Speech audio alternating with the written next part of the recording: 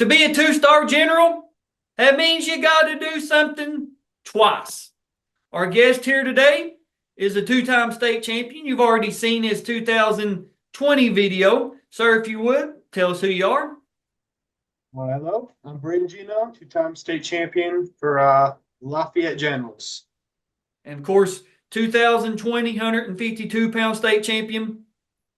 2022, which that's what this review video is, 165-pound state champion. Now, we already covered the ground and laid the foundation of what got you into wrestling, moving to Kentucky, all that.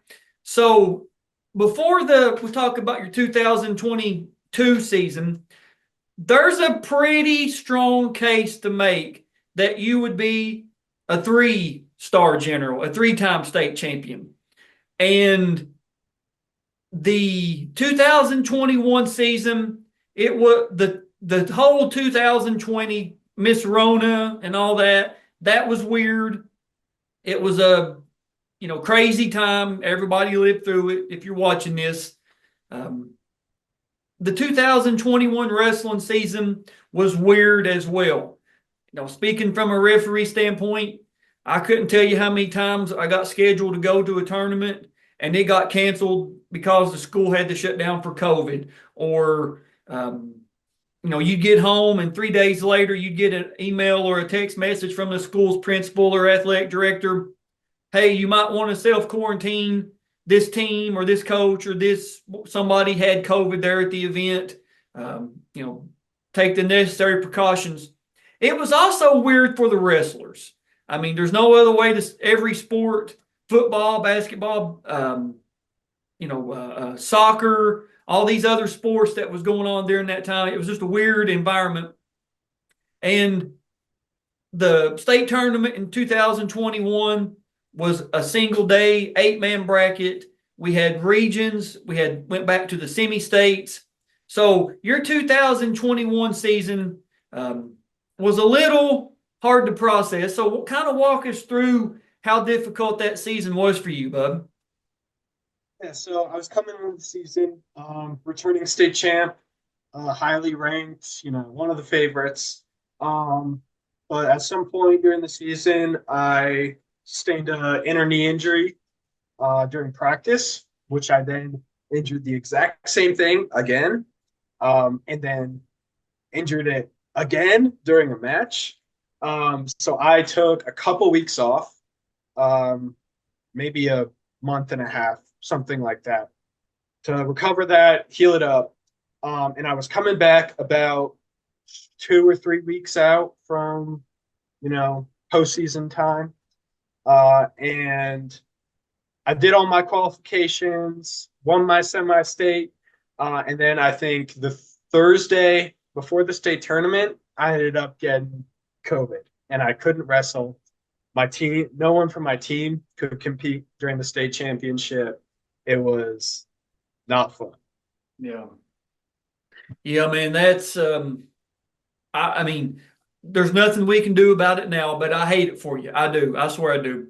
Because Fayette County has only one three-time state champion. That's actually Dr. Matt Zarth from Henry Clay, 2007, 2008, and 2009.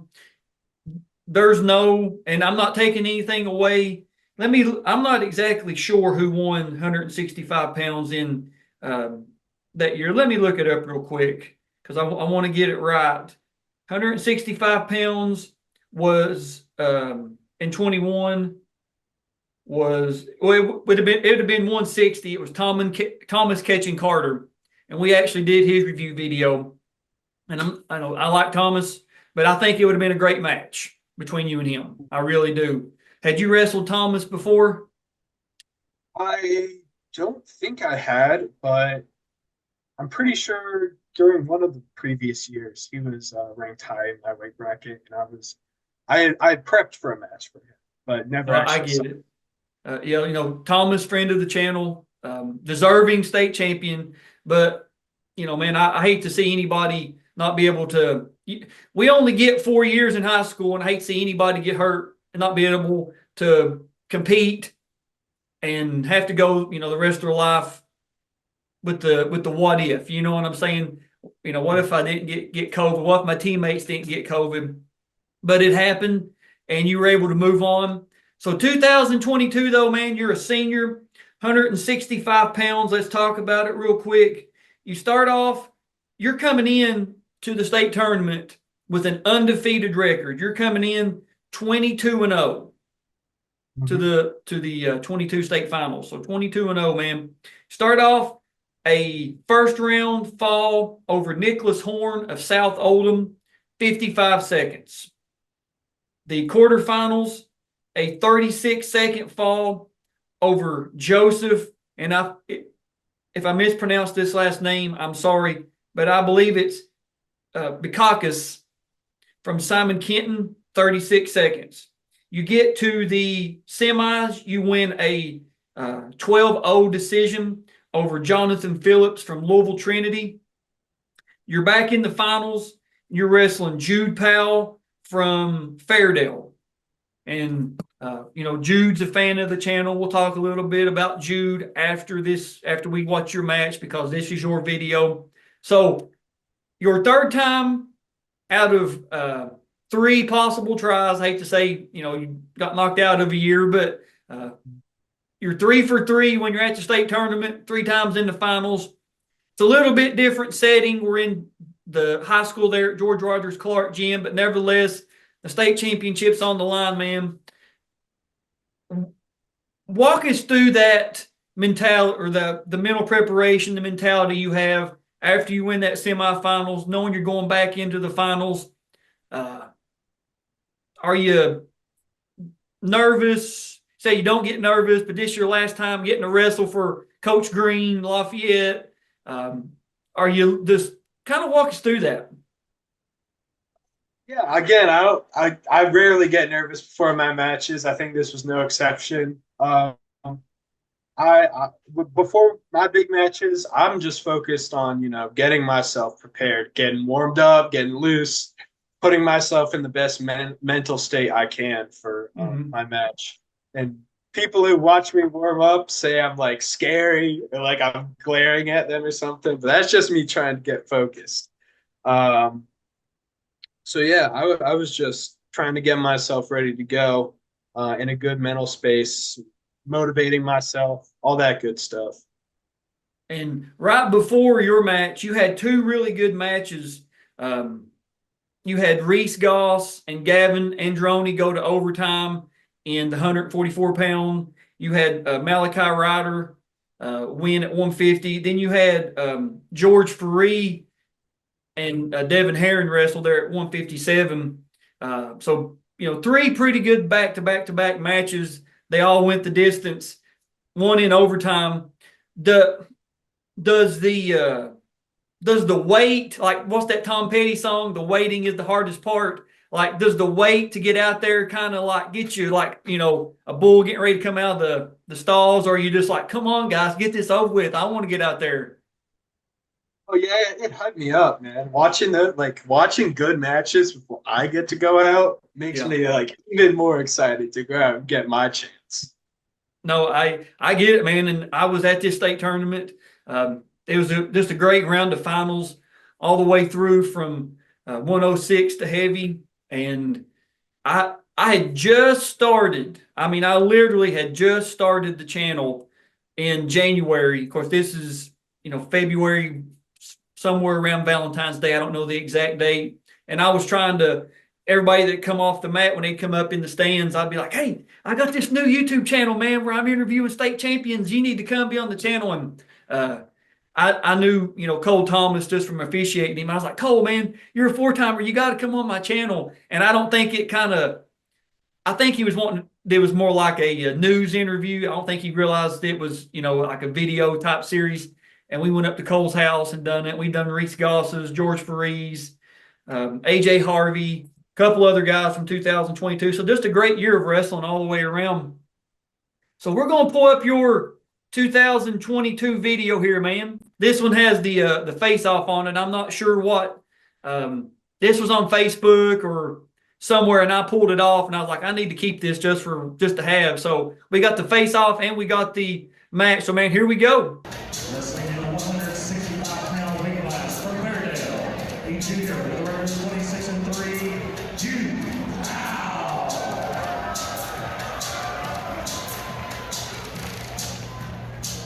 Lafayette senior, number 25, and Brayden Giannone.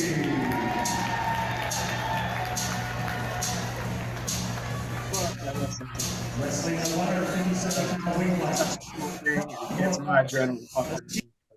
All right, so here we go. And again, you've got one of my buddies out there, John Eschen, on the whistle, as we call it. So right out of the gate, man, Jude is coming at you.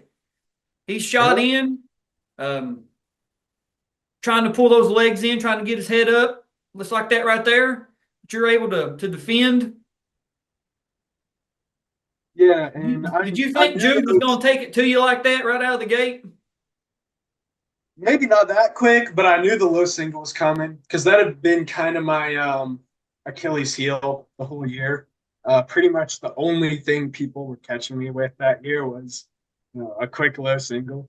Mm-hmm. And so, yeah, man, right out of the gate, he's got you 2-0, but you're a senior, man. This is your third time being here. I can't imagine you're too panicked. No, no, I wasn't. I got you. And already you can see Coach Green. I love Coach Green. No relation, by the way, but he's not in his chair. He's animated.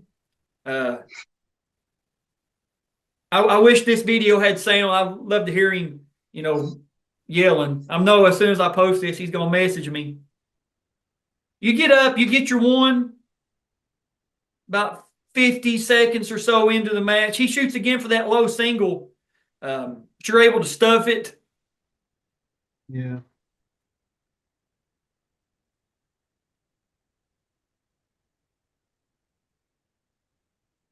Get back to our feet here, back to what we know. Again, there it is, man. Third time in the first period for that low single. So somebody must have tipped him off about you, like you said, if you want to beat him, that's where you got to go. Yeah, I think, I can't remember what match it was, but I think it was some finals match during that year that I got hit with it like twice. So if I had to guess, they were doing some match review. I get it. And we end the first period there. You get a takedown before the period ends, so it's 3-2. And John flips his disc. Green's choice. Green's going to defer, and red is going to take down. For all you officials out there or wanting to sign up to be an official, John, his mechanics right there, without any sound, we were able to tell what he was doing, what he was calling. That's the way it should be. Your mechanics are what's going to separate you to the officiating crowd. So you are able to get your reversal right there. 5-2. Are you trying for looks like a cross-face cradle? Does that sound about right? Yes, that cross-face crunch cradle, that was kind of my signature turn a little bit. If I had, let's throw up a number. Let's say I had 25 pins that year. Probably 20 of them were off that cradle. Really? Yeah. Wow. I used it a lot. No, hey, if it works, man. So I believe we're out of bounds there. Going back. Now on top here, we didn't get to see you and Payne do a whole lot of top wrestling, but what are you normally looking to do on top? On top, I'm usually looking for my crossface series, into the cradle or just like that right there. And then if they're pushing back really hard, I like to take it back into a chicken. I understand. And then work my series off that with the normal turn, the tilt, double chicken wing, all that stuff. Mm-hmm. But in between, I'd love to just grind on top, keep up that pressure, keep up wrist control, where I'm at.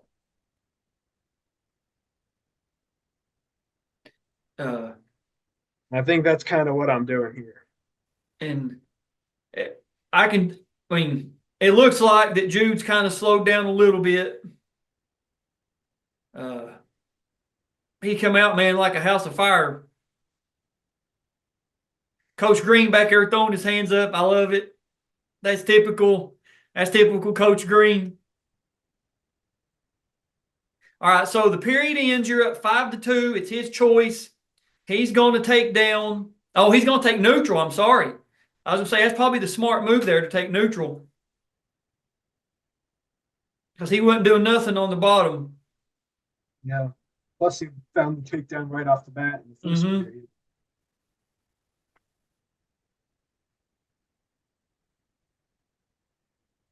But yeah, that's like I said, I usually pride myself on my cardio during my matches. And I was grinding on him the whole second period from top, and I turned it up there at the beginning of the third period to find my takedown. Out there, you get another takedown, so you're up 7-2 now.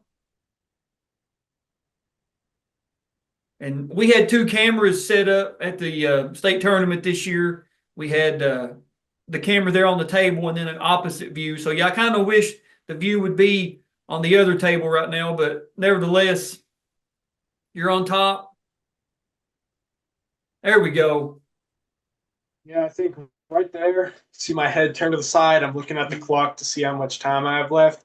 Less than a minute, and I'm just, keeping that grind going on top.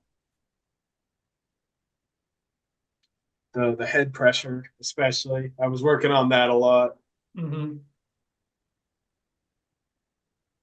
I can't tell what they're saying, but you can tell that Angel and Coach Green back there are trying to get you to do something. Trying to get me to lean back to get the pressure on the shoulder. Okay, all right.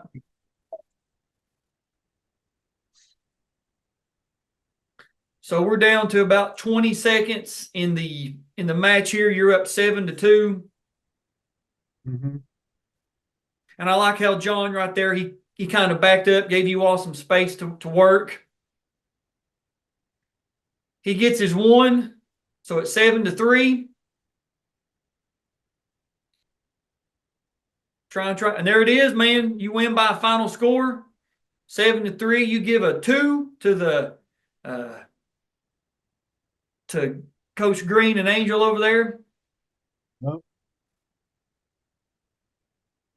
Watching this one back, does that one play out the same as you remembered as well? Yeah, I think so. Giving up that early takedown into just the heavy top game for most of the match. That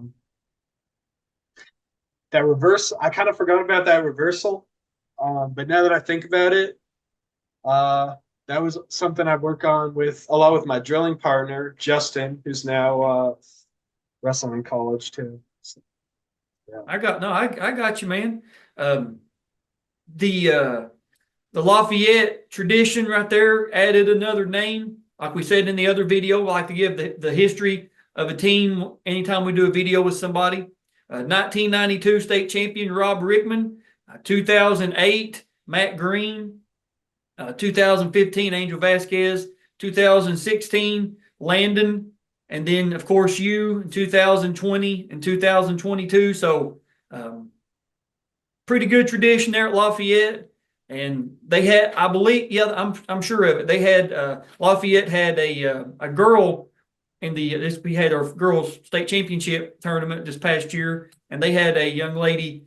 It was either the 195 or 215 weight class. She made it to the finals. She ended up getting beat, but she was there, and I believe she's only a sophomore or junior, so she's got opportunity to come back and do it again. And with Coach Green and Angel and everybody around that program, I mean, I can't imagine she's only going to get better, man. So you being a two-timer, being a recent two-timer, a lot of the underclassmen got to see you wrestle, and now with the video. So, man, kind of give the youngsters some advice that you got along the way, whether it's wrestling, training, keeping yourself healthy. What would you like to pass on to the next generation, man? I'd say seeing success is all about, giving that extra 1% or 10% or whatever, however much you want to say, is you never know what your opponent's doing. So you always have to assume they're doing at least as much as you are, so you have to put in more. Yeah. That's something Coach Green would always say, and I kind of adopted it to my own way. Also, I think drilling your technique is the importance of that is very understated. I have a poster on my wall right here that says, practicing 1,000 days is said to be discipline. Practicing 10,000 days is said to be refining. That's a quote from Miyamoto Musashi, ancient undefeated samurai.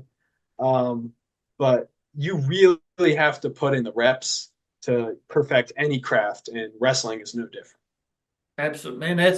I think that's a great way to start wrapping this video up, man. Again, glad to able to get with you. Glad we were able to get in contact and get you on the channel, man. It's been a long time coming. I really wanted to get you on because I got to officiate you the semi-state. Yeah, it was the semi-state at Great Crossing. You wrestled Kinley in like the semifinals or finals, whatever it was, and there was 2 matches because I went through on track and I was like, man, I want that match and I want that match. The one match, 2 of the matches that I wanted to do was Cole Thomas and Isaac Thornton because everybody kind of knew that was going to be the state championship, and I didn't get selected for state, and I was like, I want to do that one, and I wanted to do yours and Kinley's. And if you remember, the mat that you guys were supposed to have been on, like, got tore or something happened to it, and they had to roll that mat up, and they moved your match over to mine. And I remember hearing I was, on the mat or something. I remember hearing, Jeffrey Kinley, Brayden Giannone, please move to mat 3. Your match is being moved. And I was like, yes, I finally get one of them. And, everybody in the gym come over and was around. And I believe right out of the gate, you put him on his back. You didn't get to fall, but you got you got your 5. And I believe that's correct. I believe you had I don't want to say an easy time because that's not correct, but I believe you won pretty handily there. But I was like, yes, I finally get to do one of them. And I was wanting to, tell you that at the end of the video. That was one of the highlights of that day was getting to officiate you on that because I knew, got to watch you in 20. I kind of knew you was going to win it in 22. So I was like, man, this is all right. So, man, thank you for joining us. I really appreciate it. I know the Lafayette crowd's going to enjoy it. I know the Fayette the entire state is, but especially, when it's one of your own, man, you take a little bit more pride in, sharing it or wanting everybody to watch it. That way the up and coming generals can say, well, if Brayden done it twice, I can do it 3 times, or, I can do it this, or, we have what it takes here to be a state champion. So thank you for watching, guys. We will see you guys and girls on the mats.